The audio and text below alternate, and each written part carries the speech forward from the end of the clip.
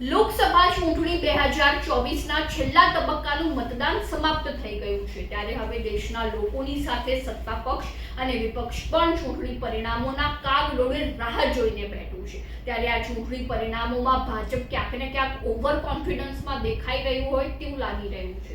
ત્યારે તમને જણાવીએ કે લોકસભા ચૂંટણી 2019માં ભાજપને 303 અને એનડીએ સાથે 353 બેઠકો મળી હતી, જે કુલ બેઠકોમાંથી 32 બેઠકો એવી છે જે ભાજપે ખૂબ જ પાતળા અને નજીવા માર્જિનથી જીતી હતી। તો આ 32 બેઠકો કઈ છે તે ચાલો જાણીએ।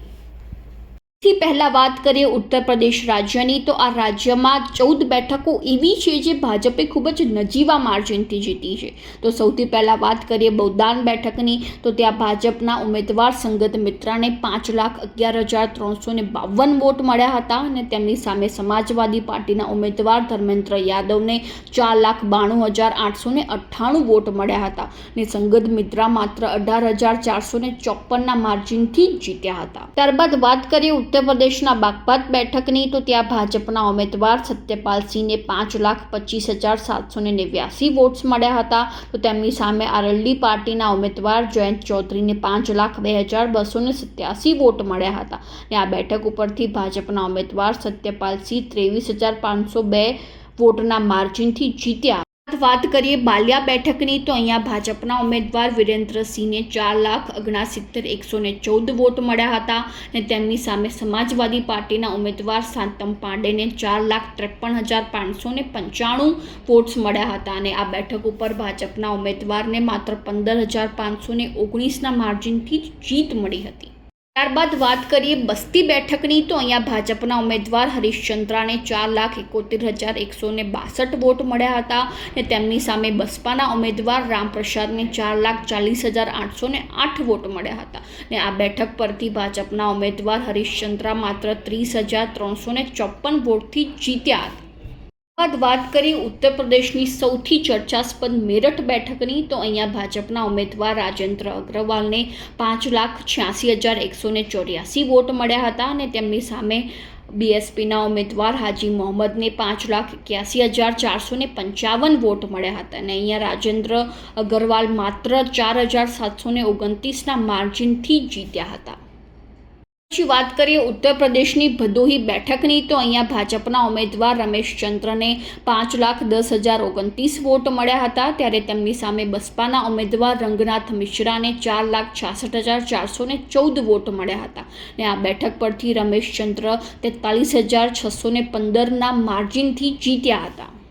વાત કરીએ ઉત્તર પ્રદેશની ચંદોલી બેઠકની, તો અહીંયા ભાજપના ઉમેદવાર ડૉક્ટર મહેન્દ્રનાથને 5,10,733 વોટ મળ્યા હતા અને તેમની સામે સમાજવાદી પાર્ટીના ઉમેદવાર સંજયસિંહને 4,96,774 વોટ મળ્યા હતા અને આ બેઠક પરથી ડૉક્ટર મહેન્દ્રનાથ તે માત્ર 13,959ના માર્જિનથી જીત્યા હતા। કરીએ ફિરોઝાબાદ બેઠકની, તો અહીંયા ભાજપના ઉમેદવાર ડૉક્ટર ચંદ્રા સેનને 4,95,819 વોટ મળ્યા હતા અને તેમની સામે સપાના ઉમેદવાર અક્ષય યાદવને 4,67,038 વોટ મળ્યા હતા અને અહીંયા ડૉક્ટર ચંદ્રા સેન તે 28,781ના માર્જિનથી જીત્યા હતા। ત્યારબાદ વાત કરીએ ઉત્તર પ્રદેશના હાઈ પ્રોફાઇલ બેઠક કનૂજની, તો અહીંયા ભાજપના ઉમેદવાર સુબ્રત પાઠકને 5,63,087 વોટ મળ્યા હતા અને તેમની સામે સમાજવાદી પાર્ટીના ઉમેદવાર એવા અખિલેશ યાદવના પત્ની ડિમ્પલ યાદવને 5,50,734 વોટ મળ્યા હતા અને આ બેઠક પરથી ડિમ્પલ યાદવની હાર થઈ હતી અને સુબ્રત પાઠક તે 12,353 બેઠકથી જીતી ગયા હતા।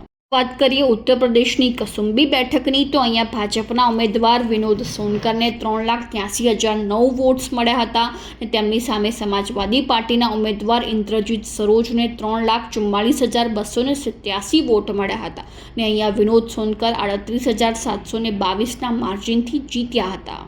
વાત કરીએ ઉત્તર પ્રદેશની સૌથી ચર્ચાસ્પદ બેઠક મચ્છીસર બેઠકની, તો અહીંયા ભાજપના ઉમેદવાર ભોલાનાથને 4,88,397 વોટ્સ મળ્યા હતા અને તેમની સામે બસપાના ઉમેદવાર ત્રિભુવન રામને 4,88,216 વોટ્સ મળ્યા હતા અને અહીંયા માત્ર ભાજપના ઉમેદવાર ભોલાનાથ 181ના માર્જિનથી જ જીત્યા હતા। બાદ વાત કરીએ યુપીના મુઝફ્ફરનગર બેઠકની, તો અહીંયા ભાજપના ઉમેદવાર સંજીવ કુમારને 5,73,780 વોટ્સ મળ્યા હતા. તો તેમની સામે આરએલડી પાર્ટીના અજીતસિંહને 5,67,254 વોટ મળ્યા હતા. અને આ બેઠક ઉપરથી ભાજપના ઉમેદવાર સંજીવ કુમાર 6,529 વોટના માર્જિનથી જીત્યા હતા. કરીએ ઉત્તર પ્રદેશની સૌથી છેલ્લી બેઠક સુલતાનપુરની, તો અહીંયા ભાજપના ઉમેદવાર મેનકા ગાંધીને 4,59,196 વોટ્સ મળ્યા હતા. તો તેમની સામે બસપાના ઉમેદવાર ચંદ્રા બંદરાસિંહને 4,44,670 વોટ્સ મળ્યા હતા. અને આ બેઠક ઉપરથી મેનકા ગાંધી માત્ર 14,526ના વોટના માર્જિનથી જીત્યા હતા. ત્યારબાદ વાત કરીએ પશ્ચિમ બંગાળની, તો આ રાજ્યમાં 3 બેઠકો એવી હતી જે ભાજપે ખૂબ જ પાતળી બહુમતી સાથે જીતી હતી. તો તેમાં સૌથી પહેલાં વાત કરીએ બાલુરઘટ બેઠકની, તો અહીંયા ભાજપના ઉમેદવાર સુકાંતા મજમુદારને 5,39,317 વોટ્સ મળ્યા હતા. અને તેમની સામે ટીએમસીના ઉમેદવાર અર્પિતા ઘોષને 5,06,024 વોટ્સ મળ્યા હતા. અને અહીંયા સુકાંતા મજમુદાર માત્ર 33,293 વોટ્સથી જીત્યા હતા. વાત કરીએ ઝારગ્રામ બેઠકની, તો અહીંયા ભાજપના ઉમેદવાર કુનર હેબ્રામને 6,26,538 વોટ્સ મળ્યા હતા. અને તેમની સામે ટીએમસીના ઉમેદવાર બિરભા સરેનને 6,14,816 વોટ્સ મળ્યા હતા. અને અહીંયા કુનર હેબ્રામ માત્ર 11,767ના માર્જિનથી જીત્યા હતા. વાત કરીએ બેરકપુર બેઠકની, તો અહીંયા ભાજપના ઉમેદવાર અર્જુનસિંહને 4,72,994 વોટ્સ મળ્યા હતા. અને તેમની સામે ટીએમસીના ઉમેદવાર દિનેશ ત્રિવેદીને 4,58,137 વોટ્સ મળ્યા હતા. અને અહીંયા અર્જુનસિંહ માત્ર 14,887ના માર્જિનથી જીત્યા હતા. વાત કરીએ આસામ રાજ્યની, તો અહીંયા એક બેઠક એવી છે જે ભાજપે 50,000 વોટના ઓછા માર્જિનથી જીતી હતી. તો તે બેઠક છે કરીમગંજ બેઠક. તો અહીંયા ભાજપના ઉમેદવાર ક્રિયાનાથને 4,73,046 વોટ મળ્યા હતા. અને તેમની સામે આસામની એક સ્થાનિક party All India United Democratic ફ્રન્ટના ઉમેદવાર રાધેશ્યામને 4,34,657 વોટ્સ મળ્યા હતા. અને અહીંયા ક્રિયાનાથ 38,389ના વોટ માર્જિનથી જીત્યા હતા. કરીએ છત્તીસગઢ રાજ્યની, તો અહીંયા એક બેઠક એવી છે જે ભાજપે માત્ર 6,914ના માર્જિનથી જીતી હતી. તો તે બેઠક છે કાનકેર બેઠક. તો અહીંયા ભાજપના ઉમેદવાર મોહન માધવીને 5,46,233 વોટ્સ મળ્યા હતા. અને તેમની સામે કોંગ્રેસના ઉમેદવાર બ્રિજેશ ઠાકુરને 5,39,319 વોટ મળ્યા છે. અને મોહન માધવી આ બેઠક ઉપરથી માત્ર 6,914ના માર્જિનથી જીત્યા છે. ત્યારબાદ વાત કરીએ ઝારખંડ રાજ્યની, તો અહીંયા 3 બેઠકો એવી છે કે જે ભાજપે લોકસભા ચૂંટણી 2019માં ખૂબ જ નજીવા માર્જિનથી જીતી છે. તો પહેલી બેઠક છે દુમકા બેઠક. તો અહીંયા ભાજપના ઉમેદવાર સુનિલ સોરેને 4,84,923 વોટ્સ મળ્યા હતા. ત્યારબાદ તેમની સામે જેએમએમના શિબુ સોરેન કે જેઓ ઝારખંડના પહેલા મુખ્યમંત્રી રહી ચૂક્યા છે, તેમને 4,37,333 વોટ્સ મળ્યા છે. અને આ બેઠક પરથી સુનિલ સોરેન 47,590,000ના વોટના માર્જિનથી જીત્યા હતા. વાત કરીએ બીજી બેઠક ખુંટીની, તો અહીંયા ભાજપના ઉમેદવાર અર્જુન મુંડાને 3,82,638 વોટ્સ મળ્યા છે. તો તેમની સામે કોંગ્રેસના ઉમેદવાર કાલીચરણ મુંડાને 3,81,193 વોટ મળ્યા છે. અને અર્જુન મુંડા આ બેઠક પરથી માત્ર 1,445ના માર્જિનથી જ જીત્યા છે. ત્યારબાદ વાત કરીએ લોહરદગા બેઠકની, તો અહીંયા ભાજપના ઉમેદવાર સુદર્શન ભગતને 3,71,595 વોટ્સ મળ્યા હતા. તો તેમની સામે કોંગ્રેસના ઉમેદવાર સુખદેવ ભગતને 3,61,232 વોટ્સ મળ્યા હતા.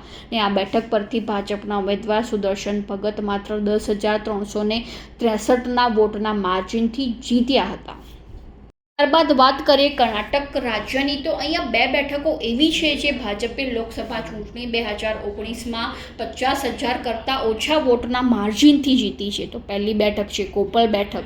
તો અહીંયા ભાજપના ઉમેદવાર કરડી સંગાનાને 5,86,783 વોટ્સ મળ્યા છે. તો તેમની સામે કે રાજશેખર કે જેઓ કોંગ્રેસના ઉમેદવાર હતા, તેમને 5,48,386 વોટ્સ મળ્યા છે. અને અહીંયા ભાજપના ઉમેદવારને 38,397ના માર્જિનથી જીત મળી હતી.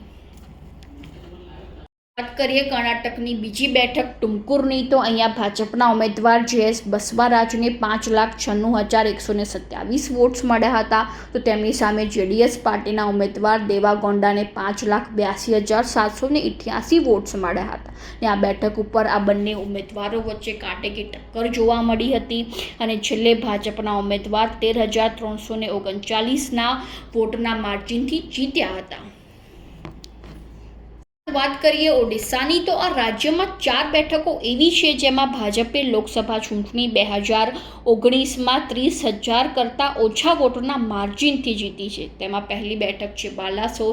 તો અહીંયા ભાજપના ઉમેદવાર પ્રતાપચંદ્રાને 4,83,858 વોટ્સ મળ્યા હતા. તો તેમની સામે BJD પાર્ટીના ઉમેદવાર રવિન્દ્રકુમારને 4,70,902 વોટ્સ મળ્યા હતા. અને આ બેઠક ઉપરથી ભાજપ ઉમેદવાર પ્રતાપચંદ્રા 12,956ના વોટના માર્જિનથી જીત્યા હતા.